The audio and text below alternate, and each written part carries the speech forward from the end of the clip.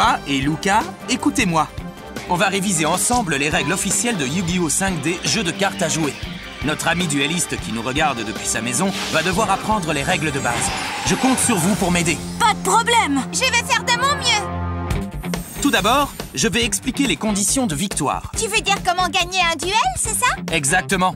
Dans un duel, chaque joueur démarre avec 8000 life points. Vos life points diminuent lorsque vous êtes touché par l'attaque d'un monstre. Si vous réduisez les life points de votre adversaire à 0, vous remportez le duel. Ça va être facile avec nos super cartes. Maintenant, voyons voir les différents tours de jeu. C'est essentiel pour espérer vaincre votre adversaire. Dans un duel, les joueurs jouent chacun leur tour. Durant votre tour, les actions que vous pouvez effectuer doivent être faites dans un ordre spécifique. Ce sont les 6 phases de votre tour. Des phases? Ça m'a l'air compliqué. Pas d'inquiétude. Tout ce que vous devez faire, c'est utiliser vos cartes durant les phases correspondantes. Je vais vous expliquer chaque phase dans l'ordre, alors faites bien attention. Je t'écoute. Nous t'écoutons, Yosei. Lors de la draw phase, vous piochez une carte depuis votre deck. Durant la stand-by phase, il n'y a rien de spécial à faire, sauf si l'explication d'une carte mentionne la stand-by phase. Si c'est le cas, suivez les instructions à ce moment-là. Durant la main phase 1, préparez-vous pour l'attaque et la défense. Vous avez plusieurs options. Invoquer un monstre depuis votre main, changer la position de combat d'un monstre sur le terrain, poser ou activer des cartes magie ou des cartes pièges. Il y a beaucoup de choses à faire. Lua, tu as tout compris? Ça a l'air plus compliqué que durant mes duels. Ne t'en fais pas, on va progresser doucement. Tu vas tout comprendre. Ouf, heureusement. Maintenant, la battle phase. Vous pouvez attaquer votre adversaire en utilisant les monstres que vous contrôlez. Je vois! La battle phase! Donc je peux attaquer! Exact, Lua. Je vous dirai tout sur la battle phase tout à l'heure. Ouah, génial! Lorsque vous avez fini d'attaquer, c'est le moment de la main phase 2. Cette phase est similaire à la main phase 1. Comme c'est bientôt au tour de votre adversaire, vous devriez mettre en place votre défense. Mais attention, si vous avez déjà invoqué un monstre durant la main phase 1, vous ne pouvez pas l'invoquer durant la main phase 2. Durant la end phase, vous déclarez tout simplement la fin de votre tour. Tu dis quelque chose comme « Je termine mon tour », c'est ça? Oui! Après la fin de votre tour, c'est au tour de l'adversaire. Et voilà! Le jeu se poursuit en utilisant ces 6 phases. Lorsque vous avez passé une phase, vous ne pouvez pas retourner à celle-ci durant le même tour. Lua, voyons ce que tu peux faire durant la même phase. Il y a 2 choses qui sont très importantes. Invoquer un monstre et utiliser les magies et les pièges. Les cartes avec un contour jaune ou orange sont des cartes monstres. Lorsque vous appelez une carte monstre sur le terrain, c'est une invocation. L'invocation des monstres est l'une des bases du duel. Vous devez d'abord invoquer un monstre afin de l'utiliser contre votre adversaire ou vous défendre de ses attaques. Bien, mettons ça en pratique. Génial! Vite, montre-nous! Lua, calme-toi un peu, oh! Ne vous disputez pas, c'est un jeu, il faut avant tout s'amuser. Pardon. Yosei, continue. Choisissez le monstre dans votre main que vous désirez invoquer. Ensuite, invoquez-le en position d'attaque ou de défense. Les monstres en position d'attaque sont face recto. Les monstres en position de défense sont face verso et horizontaux. Ainsi, votre adversaire ne peut savoir de quel monstre il s'agit. Logiquement, il vaut mieux mettre les monstres avec une forte attaque en position d'attaque et ceux avec une bonne défense en position de défense. Ah oui, lorsque vous invoquez un monstre, faites attention au nombre d'étoiles sous le nom du monstre. Si un monstre possède 5 étoiles ou plus, il doit être invoqué par sacrifice. Une invocation sacrifice signifie que vous devez envoyer un monstre depuis votre terrain au cimetière, avant de pouvoir invoquer un monstre plus puissant. Pour un monstre avec 5 ou 6 étoiles, vous devez sacrifier un monstre que vous contrôlez. Pour un monstre avec 7 étoiles ou plus, vous devez sacrifier 2 monstres pour l'invoquer. Donc, je ne peux pas invoquer un monstre ultra puissant tout de suite? Exact. Luca, tu as tout suivi jusqu'à présent? Oui, pas de problème. Il y a aussi des monstres qui peuvent être invoqués différemment. Tant que vous remplissez les conditions, vous pouvez invoquer autant de ces monstres spéciaux que vous le désirez durant la main phase. Si vous arrivez à les maîtriser, vous posséderez des monstres redoutables. Mes monstres favoris sont les monstres synchro, dont les cartes sont bordées de blanc. Les monstres synchro sont invoqués spécialement lorsque vous avez un monstre synthoniseur, plus un monstre non synthoniseur, ou plus. Les niveaux combinés du synthoniseur et des monstres non syntoniseurs doivent être égaux au niveau du monstre que vous désirez invoquer par synchronisation. Waouh, cool! Donc je peux invoquer un monstre normal, puis faire une invocation synchro durant le même tour, tant que je possède les monstres adéquats. Mon dragon électromécanique est un monstre synchro! Chut! Le roi! Quel vantard celui-là! Il y a aussi les cartes Monstres Fusion en violet et les cartes Monstres Rituels en bleu. Voilà, c'est tout concernant l'invocation des monstres durant la main phase. Ensuite... La battle phase! Attends, Lua! Tu oublies les magies et les pièges. Les cartes vertes sont des cartes magie. Vous les utilisez normalement durant votre tour. Vous pouvez même les utiliser depuis votre main. Pour utiliser une carte magie, dites son nom et placez-la depuis votre main sur le terrain. Activez l'effet décrit sur la carte magie, puis placez-la dans le cimetière. Les magies sont géniales! Je vais essayer! Moi aussi! Comment on fait? Je vais vous montrer comment utiliser une carte magie. Tout d'abord, sélectionnez une carte magie dans votre main. Ensuite, dites que vous l'activez, puis placez-la sur le terrain. Après, résolvez son effet.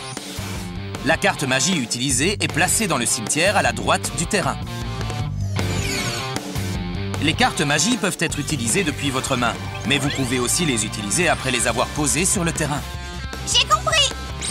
Les cartes avec une bordure rose sont des cartes pièges. Les cartes pièges sont différentes des cartes magie dans la mesure où vous devez d'abord les poser face verso sur le terrain avant de les utiliser. Les cartes pièges peuvent être utilisées même durant le tour de votre adversaire. Les pièges m'ont permis de gagner bon nombre de duels, mais il faut apprendre à les maîtriser correctement. Vous ne pouvez utiliser les cartes pièges qu'après les avoir posées face verso sur le terrain. Vous ne pouvez pas utiliser un piège le même tour où vous l'avez posé. Vous pouvez cependant l'utiliser au prochain tour de votre adversaire. Dites le nom de la carte et retournez-la. Après avoir activé l'effet inscrit sur la carte, placez-la dans le cimetière.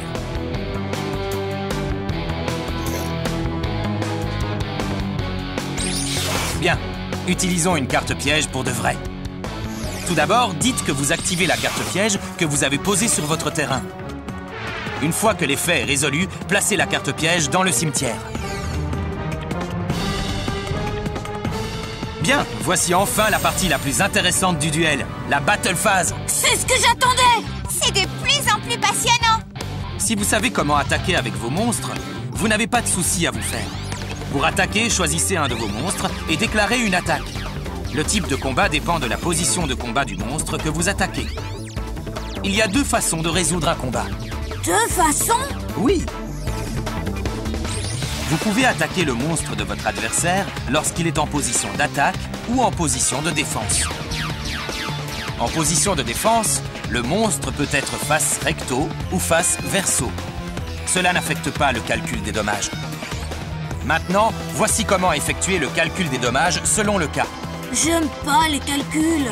Oups, les maths ne sont pas le point fort de Lua. Non? Il ne s'agit que de simples soustractions, Lua. Pas de panique. Je vais tout vous expliquer. Écoutez bien. D'accord. Premier cas, position d'attaque contre position d'attaque. Dans ce cas, si l'ATK de votre monstre est supérieur à l'ATK du monstre adverse, vous remportez le combat. Détruisez le monstre de l'adversaire et envoyez-le au cimetière. Ensuite, réduisez les life points de votre adversaire par la différence entre les ATK de votre monstre et du monstre adverse. Si l'ATK de votre monstre est égal à celui du monstre de votre adversaire, c'est un résultat nul. Les deux monstres sont détruits et envoyés à leur cimetière respectif. Les life points des deux joueurs ne changent pas. Ça va pour l'instant? C'est du gâteau! Pas de problème. Bien. Maintenant pour le deuxième cas. Position d'attaque contre position de défense. Si l'ATK de votre monstre est supérieur à la DEF du monstre adverse, vous remportez le combat. Détruisez le monstre de l'adversaire et envoyez-le au cimetière. Les life points des deux joueurs ne changent pas. Vous ne pouvez donc pas infliger de dommages aux life points de votre adversaire lorsque vous attaquez un monstre en position de défense. Si l'ATK de votre monstre est égal à la DEF du monstre de votre adversaire, c'est un résultat nul. À la différence d'un combat entre deux monstres en position d'attaque, aucun monstre n'est détruit. Que se passe-t-il si l'ATK de mon monstre est inférieur à la DEF du monstre adverse? Mon attaque a échoué? Exactement. Aucun monstre n'est détruit. Mais tu subis des dommages à tes life points égaux à la différence entre l'ATK de ton monstre et la DEF du monstre de l'adversaire. Je vois. Et si l'adversaire ne possède aucun monstre? Excellente question, Luca. Dans ce cas, on dit qu'il s'agit d'une attaque directe à l'adversaire. Il perd un montant de life points égal à l'ATK du monstre attaquant. Voilà, c'est tout pour les règles de base. Vous avez tout compris? Parfaitement. Et toi, Loi? L'incroyable Loi va gagner haut la main. Allez, Yusei, faisons vite un duel. D'accord. Je te préviens, je vais jouer sérieusement. Loi, on va commencer le duel. Tu es prêt? Nous allons utiliser le même deck. Prenons ce deck de démarrage. Si tu en as l'occasion, essaie une invocation synchro. Courage, Loi! Très bien, Yusei. Allez, c'est parti. Oups. Avant de commencer un duel, il faut se saluer. Yusei, je suis heureux de t'affronter en duel. Ouais, moi aussi. Faisons un bon duel. Mais tout d'abord, nous devons mélanger nos decks. Ensuite, il faut couper le deck de l'adversaire, puis placer son deck dans la zone deck. Si tu utilises des monstres synchro, mets-les dans la zone extra deck. Bien. Décidons de qui va jouer en premier en jouant à pile ou face, ou à pierre, papier, ciseaux. D'accord. 1, 2 et 3. J'ai gagné! Bon, je commence en premier. Il faut piocher 5 cartes de nos decks. Le duel commence! Loi, je suis avec toi! Je joue en premier, je pioche. J'invoque un monstre en position de défense face verso depuis ma main. Ensuite, je pose 2 cartes, puis je termine mon tour. À toi, Yusei. À moi de jouer, je pioche. J'invoque guerrier de célérité en position d'attaque depuis ma main. Je passe à la battle phase. Grâce à l'effet de guerrier de célérité, son ATK est multiplié par 2 jusqu'à la fin de la battle phase. Guerrier de célérité attaque le monstre de Loi. Dommage, Yusei. J'active ma carte piège ruine étendue. Guerrier de célérité est détruit. Bien joué, Loi! Belle contre-attaque. Je place une carte face verso durant ma main phase 2 et je mets fin à mon tour. Bon départ, Loi. Je ne fais que m'échauffer. À mon tour, je pioche. J'invoque par flip Koalades pour activer son effet flip. Koalades inflige 400 points de dommages pour chaque carte dans la main de Yusei. Encore bien joué de ta part, Loi. Maintenant, Yusei ne possède plus que 6400 life points. Très bien. Maintenant, je sacrifie Koalades pour invoquer par sacrifice Scarabée Sabre et attaquer directement les life points de Yusei. J'active ma carte piège Épouvantail de ferraille. L'attaque de ton monstre est annulée. De plus, l'effet de Épouvantail de ferraille me permet de retourner la carte face verso au lieu de l'envoyer au cimetière. Je pourrais donc l'utiliser de nouveau au prochain tour. Zut! Je termine mon tour. Toujours aussi impressionnant, Yusei. À mon tour, je pioche, puis de ma main, j'active la carte magie Hommage au damné. Je défausse une carte pour détruire Scarabée Sabre. Wow, je peux pas laisser passer ça.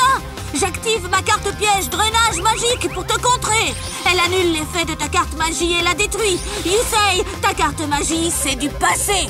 Bravo! Une carte contre-piège. Haha, t'as vu? Je suis le maître du duel, Yusei. Je n'ai pas dit mon dernier mot. J'invoque Robot Synchronique. L'effet de Robot Synchronique me permet d'invoquer spécialement un monstre de niveau 2 ou moins depuis mon cimetière. Reviens à moi, guerrier de célérité. De plus, Hérisson à boulon s'invoque spécialement lui-même depuis le cimetière par son propre effet. Je l'ai défaussé pour activer ma carte magie Hommage au damné. Et l'effet de Hérisson à boulon me permet de l'invoquer spécialement depuis le cimetière si je contrôle un monstre synthoniseur, comme mon robot synchronique.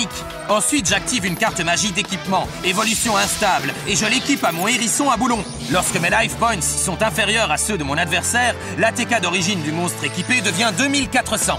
Maintenant, mon hérisson à boulon possède une ATK de 2400. Quoi? Tout ça en un seul tour? Et ce n'est pas fini. Maintenant, je fais une invocation par synchronisation. Mon robot synchronique de niveau 3 syntonise mon guerrier de célérité de niveau 2. Je peux donc obtenir un monstre synchro de niveau 5 depuis mon extra deck. J'invoque par synchronisation Robot Guerrier. Oh non! Le monstre synchro favori de Yusei! Robot Guerrier gagne un montant d'ATK égal à la somme des ATK de tous les monstres de niveau 2 ou moins que je contrôle. Et ce, incluant l'ATK de 2400 points de hérisson à boulon. Maintenant, mon Robot Guerrier possède 4700 points d'ATK. Oh! Mon monstre! Comme j'ai plus de life points, évolution instable change l'ATK de hérisson à boulon à 1000. J'attaque directement avec hérisson à boulon. Oh! Je le savais, Yusei! Tu es très difficile à battre! Le duel n'est pas fini, mais je pense que vous avez maîtrisé les bases, non? Yep! Maintenant, il n'y a plus qu'à s'entraîner! Tu as raison. Je vais faire de mon mieux. En vous améliorant, les duels n'en deviendront que plus amusants.